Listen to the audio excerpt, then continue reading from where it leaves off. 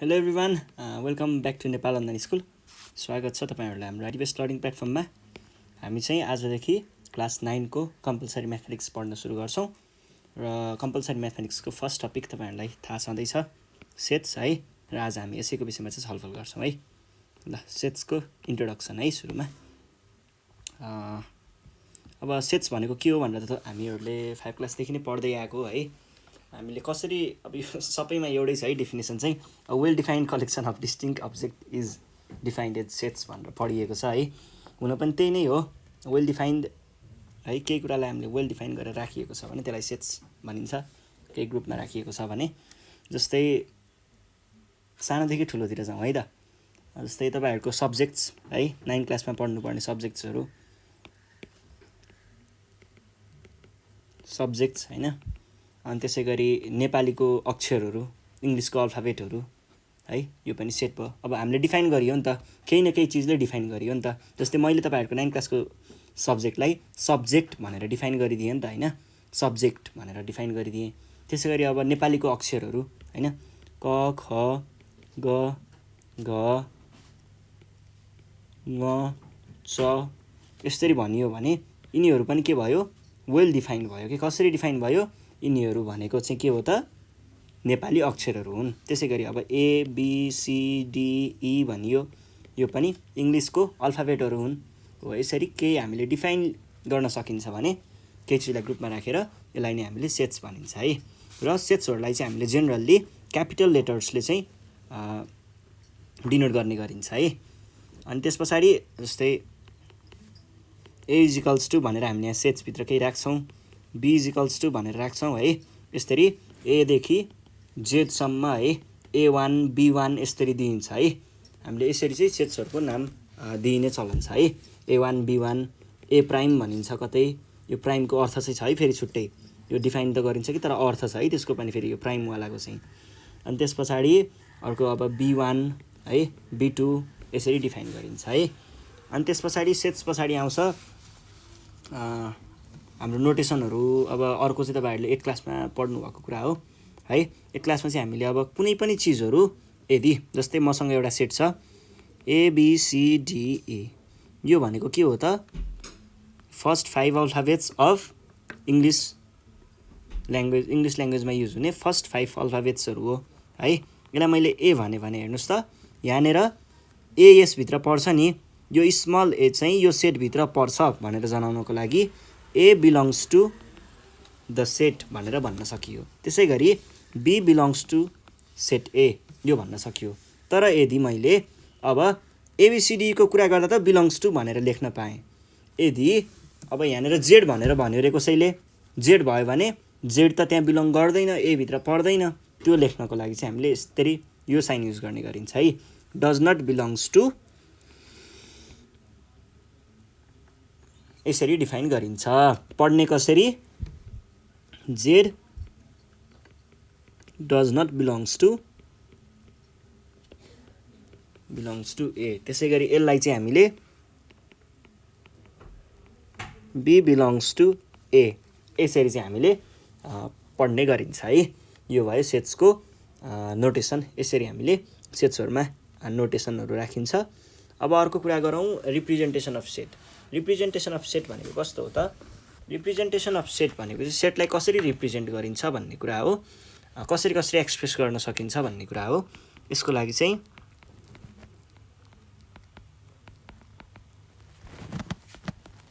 Representation of sets है, यसलाई चाहिँ हामीले केही मेथडहरू छ यो सेटलाई देखाउने। त्यो भनेको एउटा छ लिस्टिङ मेथड भन्ने, हामीले जेनरली यही युज गर्ने गरिन्छ। केही चिजलाई यसलाई कर्ली ब्र्याकेट भन्छ है, यस्तो यसलाई चाहिँ हामीले कर्ली ब्र्याकेट भनेर भन्ने गरिन्छ। यो कर्ली ब्र्याकेटभित्र हाम्रो इलिमेन्ट्सहरू लेख्ने, इलिमेन्ट्सहरू जस्तै 1 2 3 4 5 यसरी लेखियो भने यो भित्र भएको चिजलाई इलिमेन्ट्स भनिन्छ। इलिमेन्ट्सलाई सेपरेट गर्छ यो कमाले है, कमाले चाहिँ इलिमेन्ट्सलाई सेपरेट गर्छ। अनि त्यस पछाडि यो कर्ली ब्र्याकेट भयो। अनि एन भनेको चाहिँ के भयो, एन भनेको चाहिँ हाम्रो सेटको नाम भयो। जसरी मैले यहाँ माथि भनेको थिएँ नि, क्यापिटल लेटरले रिप्रेजेन्ट गर्छ भनेर, त्यो भयो है। यसरी हामीले सेटलाई देखाउन सकिन्छ। अब त्यसै गरी अर्को हुन्छ एउटा description method.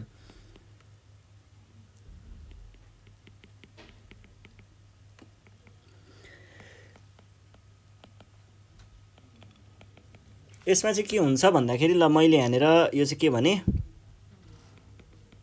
Counting numbers from 1 to 5 भनेर भने अरे। हेर्नुहोस् त मैले यसलाई यो चिज भनेको के हो, काउन्टिङ नम्बर फ्रम 1 to 5 हो। मैले यसलाई यहाँ तल डिस्क्राइब गरिदिएँ के, त्यो सेट्सहरूलाई डिस्क्राइब गरिदिएँ। अब यो हेरेर मैले यो सेटलाई लेख्न सक्छु नि त, 1 देखि 5 सम्म हुन्छ, 1 2 3 4 5 हुन्छ। हो यसरी हामीले डिस्क्राइब गरेर त्यो सेटलाई निकाल्न सक्छौँ के। यो डिस्क्रिप्सन पढेर चाहिँ हामीले त्यो सेटलाई निकाल्न सक्छौँ भने त्यस्तो मेथडलाई हामीले डिस्क्रिप्सन मेथड भनिन्छ।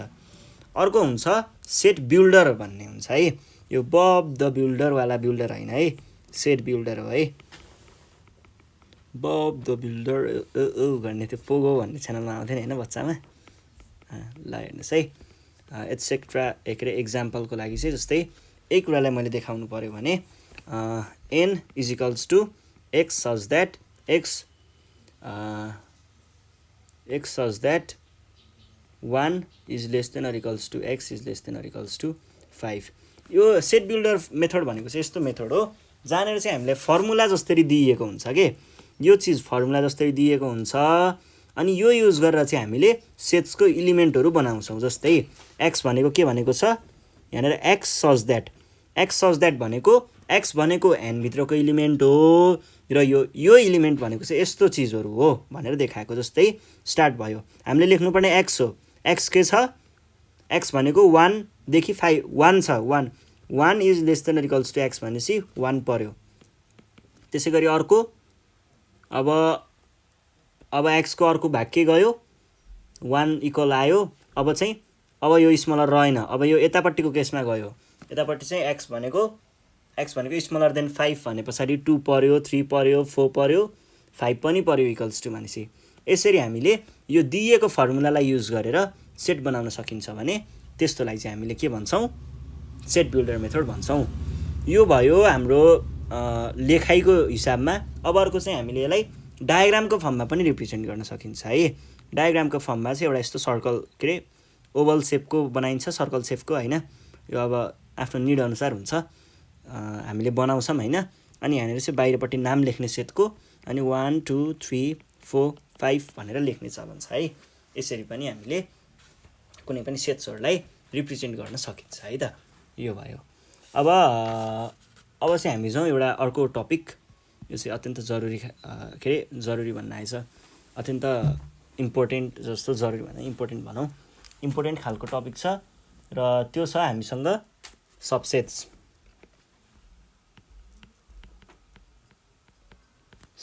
है।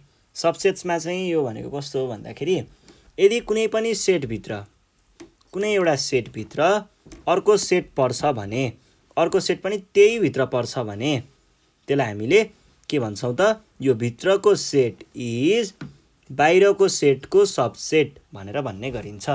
जस्तै हामीसँग एउटा सेट छ NEPALONLINESCHOOL यस्तो भने अब हेर्नुहोस् है, यो भनेको हाम्रो ए भयो रे। मैले बीमा चाहिँ एउटा सेट लिएँ NEPAL, यो लिएँ भने चाहिँ हेर्नुहोस् त हाम्रो बी भन्ने यो यहाँ भएको इलिमेन्टहरू चाहिँ के हुन्छ त, माथिको सेटमा पर्छ। यहाँ भएको हरेक इलिमेन्ट चाहिँ माथि कन्टेन्ट भएको हुन्छ। हो यस्तो केस छ भने चाहिँ हामीले त्यसलाई के भन्छौँ, यो तलको set is subset of original set, B is subset of A. Representation केले देखाउने रहेछ सबसेट भनेर, B is subset of A भनेर भन्ने गरिन्छ है। बी चाहिँ के को सबसेट हो, बी इज सबसेट अफ ए है। ल यो भयो।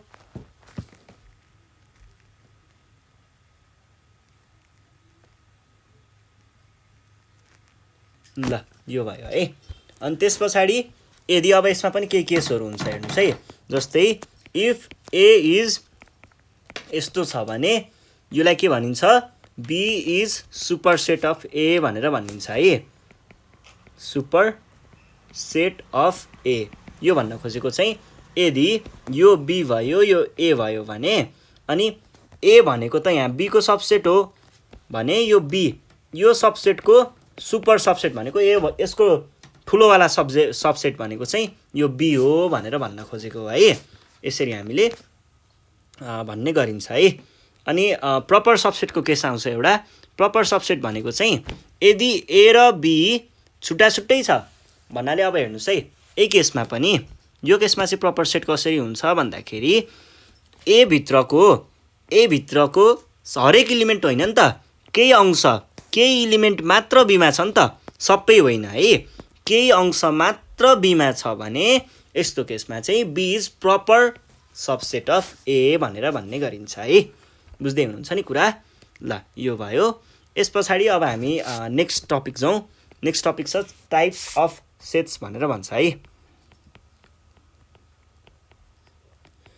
टाइप्स अफ सेट्समा चाहिँ हामीले 2-4 वटा सेट्सको बारेमा पढ्नुपर्ने हुन्छ एम्प्टी सेट सिंगलटन अनि फाइनाइट अनि इन्फाइनाइट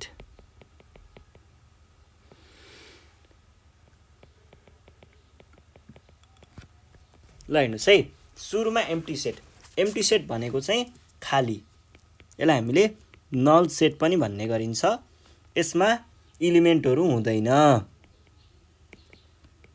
कन्टेन्स नो इलिमेन्ट्स नै कन्टेन नगर्ने सेटलाई हामीले के भन्छौं इलिमेन्ट्स नै सेट कन्टेन नगर्नेलाई हामीले नल सेट भन्छौं अथवा एम्प्टी सेट भन्छौं र यसलाई रिप्रेजेन्ट गर्नको लागि हामीले फाइ भन्ने एउटा यो चाहिँ ग्रीक सिम्बल हो फाइ भनेर भन्ने गरिन्छ यसले जनाउँछौं जस्तै a = 5 भन्ने हो भने a भित्र केही पनि इलिमेन्ट रहन्छ भन्ने बुझिन्छ है ल अनि त्यसपछि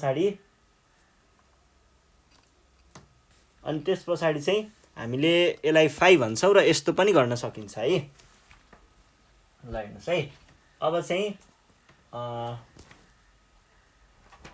रोक्नुस् है त ल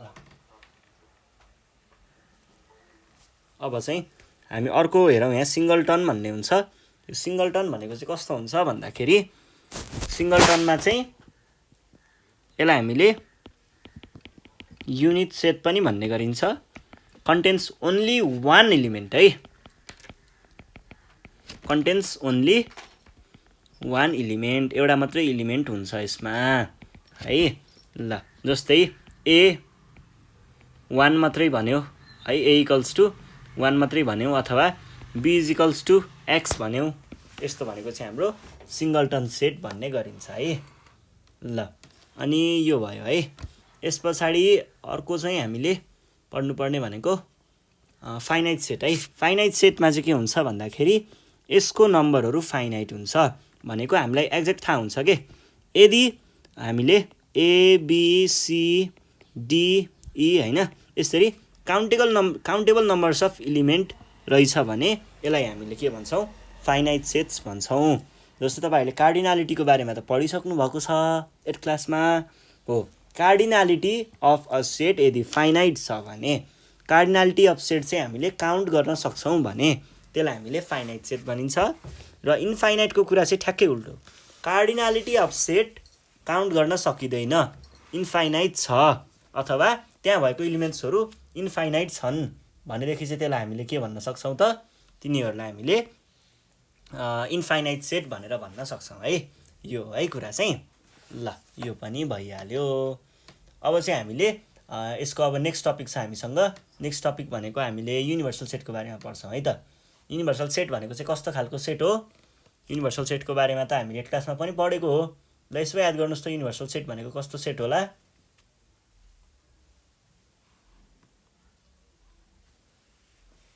ल युनिभर्सल सेट भनेको चाहिँ यस्तो खालको सेट हो जुन टोटल युनिभर्स नै हो क्या त्यो भनेको पुरै युनिभर्स नै हो है ल युनिभर्सल सेट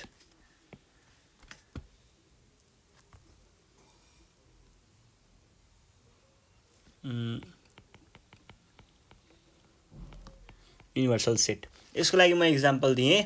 अब यहाँनिर यत्रो धेरै चिजहरू लेखेको छ नि हैन, यसलाई हामीले युनिभर्सल सेट मानेर यसको केही अंश चाहिँ हामीले यता लियौँ ल।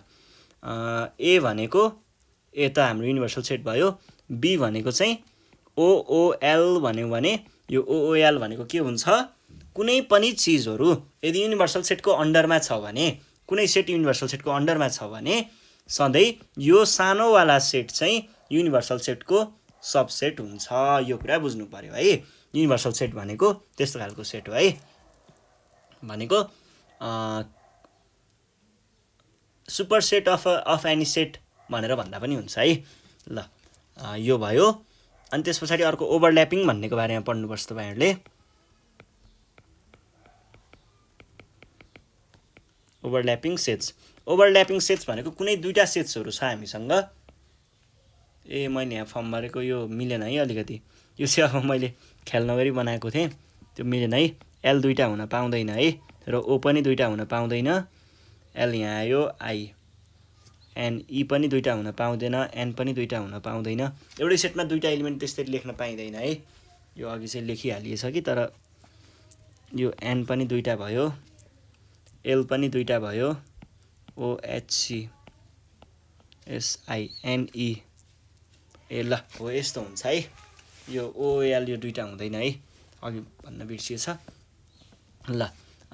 ओभरल्यापिङ सेट भनेको कुनै एउटा सेट छ हामीसँग, अनि यो सेटको र अर्को यस्तै एउटा सेट चाहिँ हामीसँग दुईटाको एलिमेन्टहरू कुनै कुनै एलिमेन्टहरू म्याच भयो है। ल हेर्नुहोस् है, जस्तै म तपाईँहरूलाई ठ्याक्कै इक्जाम्पल देखाउँछु है। यहाँनिर 1 2 3 4 अनि 2 4 6 8 यस्तो भयो भने है, यस्तो केसमा अब हेर्नुहोस् त, यो दुईटा 2 4 2 4 मिल्यो नि त। 2 4 2 4 गएर ठ्याक्क ओभरल्याप भएर, रोक्नुहोस् है ठ्याक्क बुझाउनको लागि सजिलो होस् न।